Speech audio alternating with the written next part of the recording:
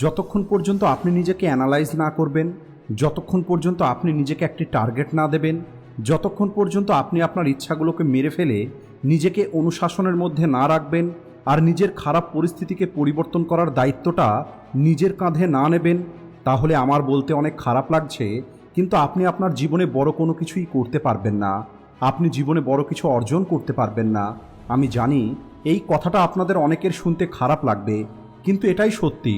আর এই সত্যি থেকে আপনি কতদিন মুখ ফিরিয়ে রাখবেন? কতদিন আপনি বসে থাকবেন? নিজের জীবনের এই সত্যি থেকে মুখ ফিরিয়ে নেবার অর্থ হলো নিজেকে ধোঁকা দেওয়া, নিজেকে অন্ধকারের মধ্যে রাখা আর নিজের জীবনটাকে জেনে শুনে নষ্ট করে দেওয়া। কিন্তু আমি জানি আপনি এমনটা করবেন না, কারণ আজ আপনার কাছে সময় আছে, আপনার মধ্যে জোশ আছে, আপনার মধ্যে অনেক বেশি এনার্জি আছে। আপনাকে কেবলমাত্র ওই অন্ধকার থেকে বেরিয়ে আসার সাহস করতে হবে। এতদিন পর্যন্ত আপনি নিজেকে অনেক বেশি ধোঁকা দিয়েছেন। আজ থেকে আপনাকে নিজের প্রতি সৎ হতে হবে। অনেক সময় নষ্ট করে নিয়েছেন। আজ থেকে আপনার সময়ের প্রত্যেকটা মিনিটকে সঠিকভাবে ব্যবহার করতে হবে। অনেক বেশি আপনি আরাম করে নিয়েছেন, অনেক বেশি আপনি মজা করে নিয়েছেন, কিন্তু আজকের পর একটি ছোট হলেও প্রতিদিন নিজেকে একটি টার্গেট দিতে হবে। আর ওই টার্গেটটাকে পূর্ণ করার জন্য কঠিন পরিশ্রম করতে হবে। আর সবশেষে একটি বড় টার্গেটকে বেছে নিতে হবে। কেবলমাত্র বড় নয়, বরং অনেক বড় একটি টার্গেট আপনাকে বেছে নিতে হবে। আর আপনি কি জানেন ওই বড় টার্গেটটা কি?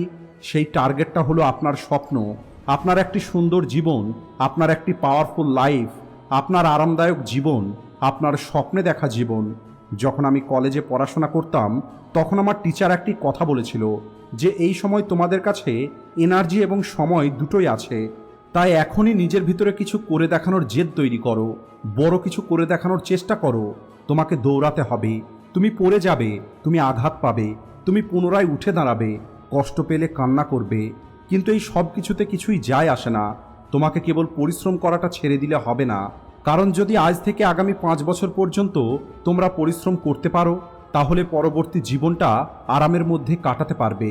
কিন্তু যদি তোমরা এই 5 বছর আনন্দ করো আর মজা করে ও আরাম করে কাটাও, তাহলে পরবর্তী সম্পূর্ণ জীবনটা তোমাদের কাজ করতে হবে। আর এখন এই সিদ্ধান্তটা তোমাকেই নিতে হবে।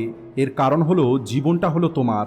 এই কথাগুলো তোমাদেরকে পরিশ্রম করার জন্য ইন্সপায়ার করে। এই কথাগুলো আমাদেরকে জীবনে এগিয়ে যেতে ইন্সপায়ার করে। এই কথাগুলো আমাদের লক্ষ্যকে অর্জন করতে ইন্সপায়ার করে। এই কথাগুলো আমাদের স্বপ্নকে পূর্ণ করার জন্য ইন্সপায়ার করে। সবশেষে আমি আপনাদের খুবই গুরুত্বপূর্ণ একটি কথা বলতে যাচ্ছি, আর এই কথাটিকে একটু মনোযোগ দিয়ে শুনবেন। যখনই আপনার প্রত্যেকটা দিন শেষ হবে তখন কিছুক্ষণের জন্য একা আয়নার সামনে নিজেকে দেখবেন আর নিজেকে এই প্রশ্নটা করবেন যে আমি কি আজ আগের থেকে নিজেকে বেটার তৈরি করতে পেরেছি? আমি কি আজ নিজেকে অল্প হলেও ইমপ্রুভ করতে পেরেছি? আজ আমি কি আমার লক্ষ্যের দিকে একটি স্টেপ হলেও এগিয়ে যেতে পেরেছি? আর যদি আপনার এই প্রশ্নের উত্তরগুলো হ্যাঁ হয়, তাহলে আপনি নিজেকে পরবর্তী আর একটি প্রশ্ন জিজ্ঞেস করবেন যে যদি আপনি নিজেকে এভাবেই আগামী 5 বছর পর্যন্ত বা 10 বছর পর্যন্ত ইমপ্রুভ করতে থাকেন, তাহলে আপনি আগামী 10 বছর পরে আপনি কোন জায়গাতে পৌঁছে যাবেন?